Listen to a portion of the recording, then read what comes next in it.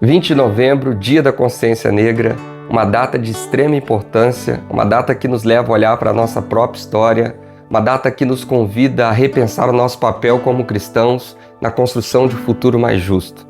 Eu gostaria de começar essa breve reflexão te convidando a lembrar de um período doloroso, um período que marcou profundamente a história da humanidade. E é óbvio que nós estamos falando da escravidão.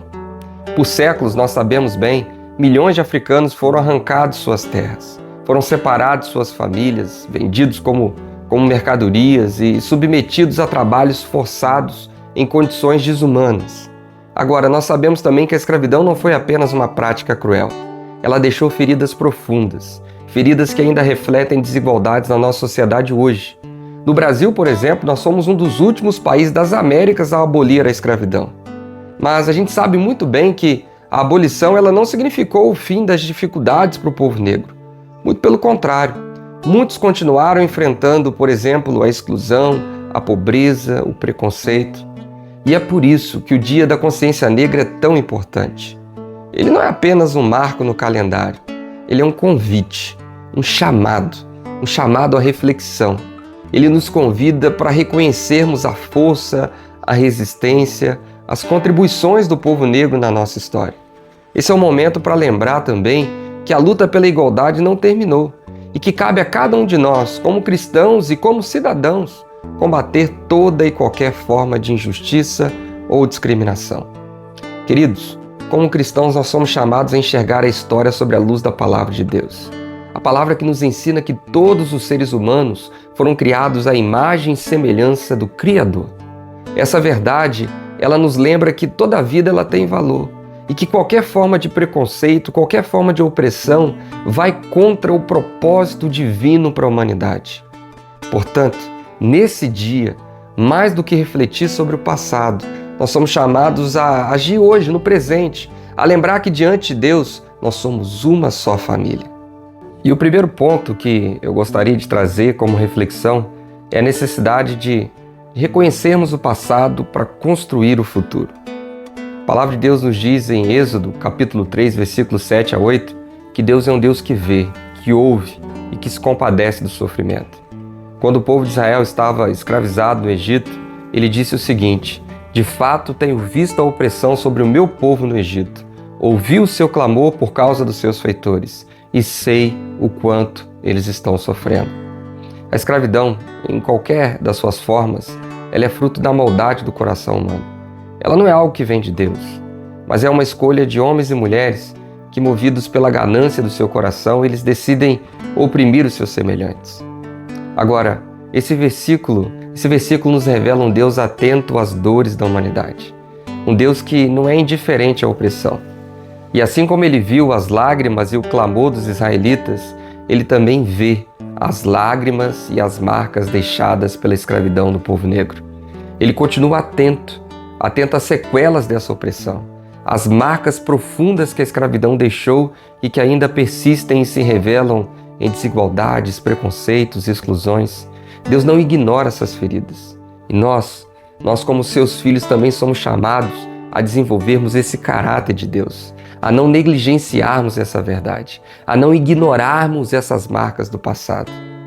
Ignorar essas dores, irmãos, é ignorar o chamado de Deus para nós. O chamado para sermos agentes de reconciliação, agentes de justiça.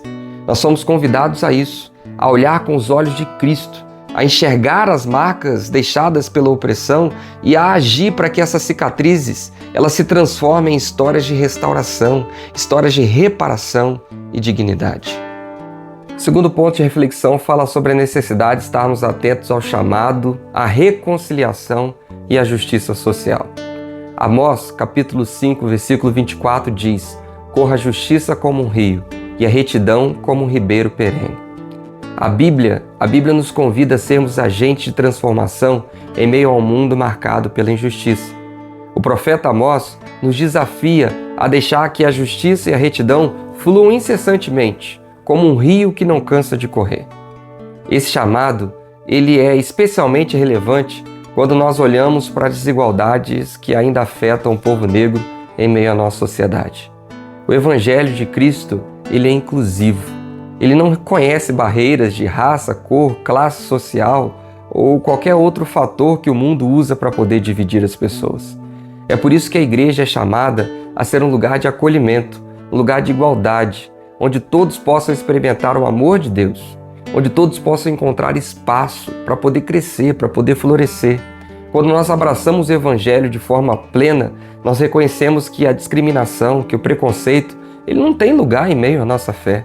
Mais do que isso, ao longo do seu ministério, nós vemos Jesus demonstrando continuamente que seu coração estava com os marginalizados, estava com os excluídos. Ele tocou os intocáveis, ele comeu com os rejeitados, ele defendeu os oprimidos. Jesus desafiou as estruturas sociais da sua época. Ele mostrou que o valor de uma pessoa não está na sua posição social. Ele está no fato dessa pessoa ser a imagem de Deus.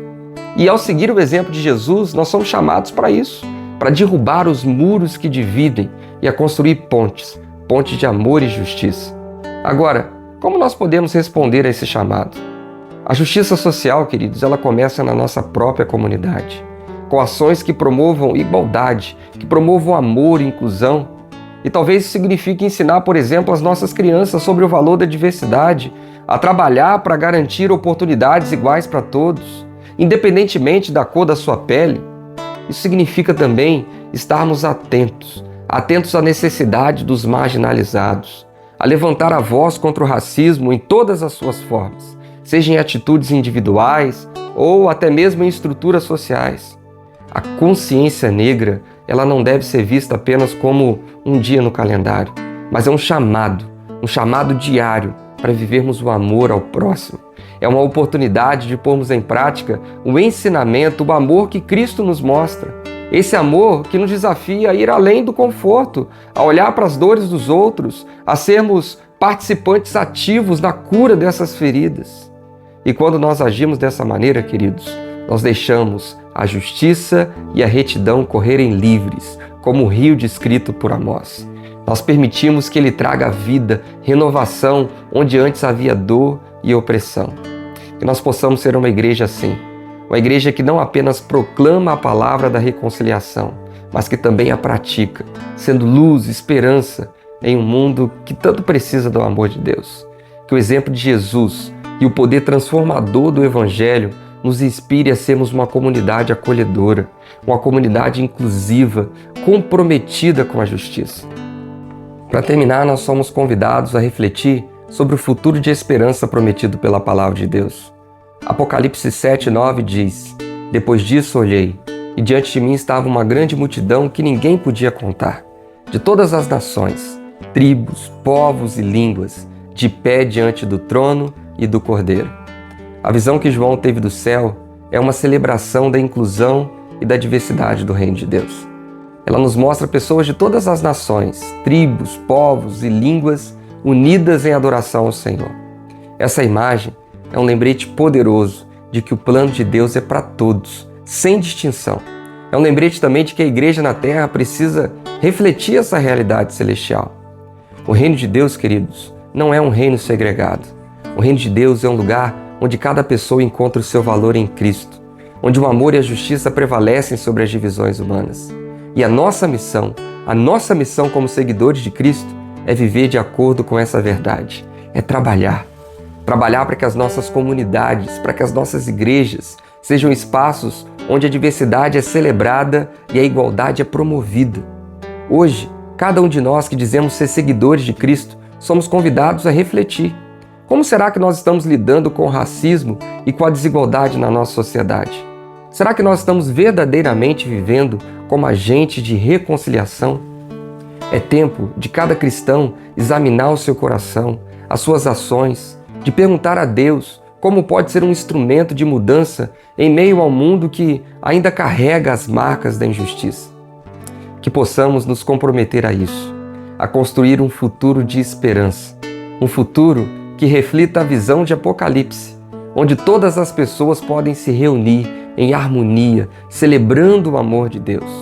Que as nossas vidas sejam um testemunho do Evangelho inclusivo de Cristo e que a nossa igreja seja um farol de acolhimento e de justiça, apontando para o dia em que a justiça correrá como um rio e a retidão como um ribeiro perene.